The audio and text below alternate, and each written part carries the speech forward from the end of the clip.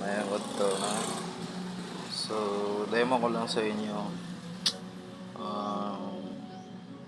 Bakit ako bumili nitong Habotest HT93 kasi may mga pangyayari kasi na may mga bata nakakuryente or kahit hindi bata, yung mga matatanda na rin tsaka mga binata habang gumagamit ng charger is nakuryente. Ngayon, explain ko sa inyo. Ito kasi yan.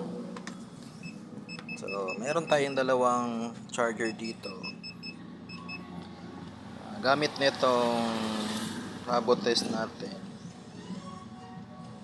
is meron siyang pang-detect kung posible ba na mataas yung or may live kung maaaring hindi ko siya masyadong ma-explain. So, maaaring delikado siya. So, share ko rin sa inyo is meron akong dalawang linya dito. Nakasaksak siya sa kuryente yung charger. Yung isa is papuntang power bank, yung isa is wala. Pero parehas silang nakasaksak. So, check natin muna doon sa outlet. Ayan. So, may tao siya, di ba? So, high voltage.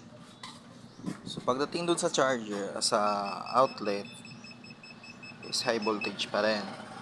So, papakita ko sa inyo, high voltage pa rin siya. So, ibig sabihin,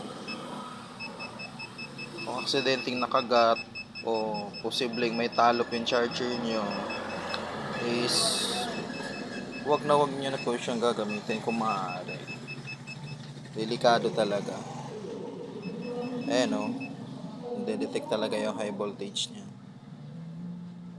May mga meron talaga lumalabas na nadidetect nung tester natin. So, hindi talaga siya safe. Lalong-lalo na sa mga bata. Yung makagat sila. So, eto na. So, para patunayan na check natin yung isang charger natin. So, para patunayan na high voltage yung nade-detect niya. Ito example, ayan. So, walang tao. Walang tao, di ba? Since hindi naman siya nakasaksak. Ngayon, isaksak natin yung power bank ko. Ayan, saksak natin. Tapos, charge natin yung speaker.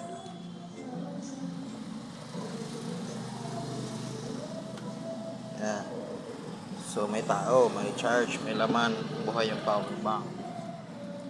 So, gamit yung tester. Ayan. Dito, naka-live siya. High voltage pa rin yung nadetect nung ating tester.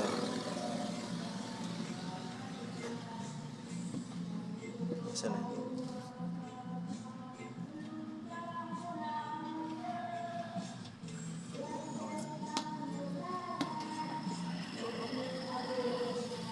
Pag dito na, gamit yung power bank natin,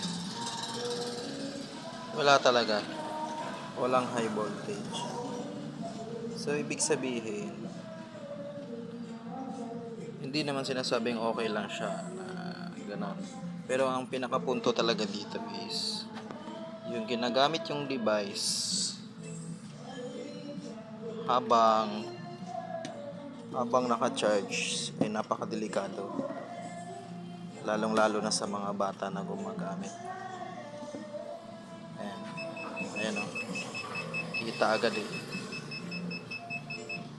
Kita agad daw. Yun o. Nare-detect niya. So, mag-ingat talaga. Ayan.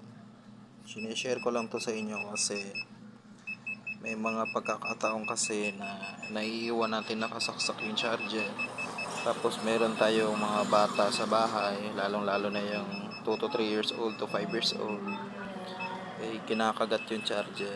So, marami nang nangyayari talaga na nakukuryente. Ayun o. naka high voltage detection. Kahit baga sabihin natin na ang output ng charger natin is 5 volts, hanggat nasa kasaksak yan siya dyan sa high voltage na outlet, may chance pa rin talaga na makuryente. So, correct me if I'm wrong, gusto ko lang i-share sa inyo yung importansya nitong Abotes Smart Multimeter na HD93. So, gayon lang. Salamat. Salamat sa panonood.